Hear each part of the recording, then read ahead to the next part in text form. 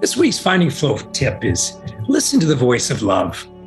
My mentor, Don, says that there's typically three voices that we hear. And the first voice is the unholy voice. It's the inner critic within us, the negative naysayer within us. It's always telling us we're bad. The second voice is our intellectual voice. It sifts and sorts through information. It helps us discern things, but it can also confuse us at times because it's not always black and white, and the brain sometimes can trick us.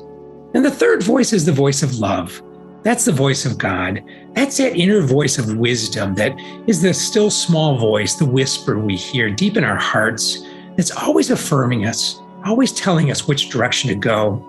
And as we listen to each of those voices and learn to discern which voice we're listening to, when we follow and focus upon the voice of love, we develop an inner sense of peace. We have a sense of, we know we're being guided by God, by divine wisdom.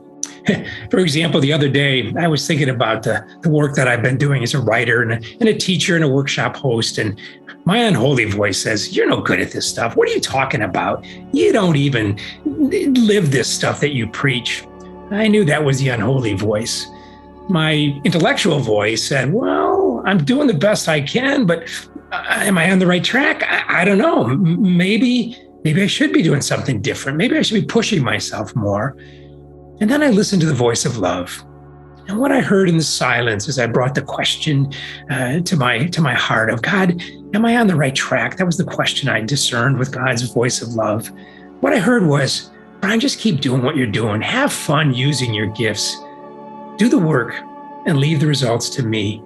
And I tell you, that voice of love really affirmed and allowed me to just relax and move more gently into the flow, into the inner peace, balance, and wholeness that we all seek.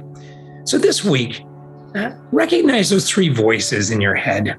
When do you hear the unholy voice? When do you hear your intellectual voice? And when do you hear the voice of love? And you can choose, as you discern those voices, which one you want to listen to. Tell the unholy voice, I'm not listening to you anymore. When you hear your intellectual voice, say, that's okay, but bring that inner voice, the intellectual voice, to the voice of love, to the voice of God, and let God's voice of love lead you in the right direction, affirm where you need to go, and help you know that you are held, you are guided by the voice of love. God bless.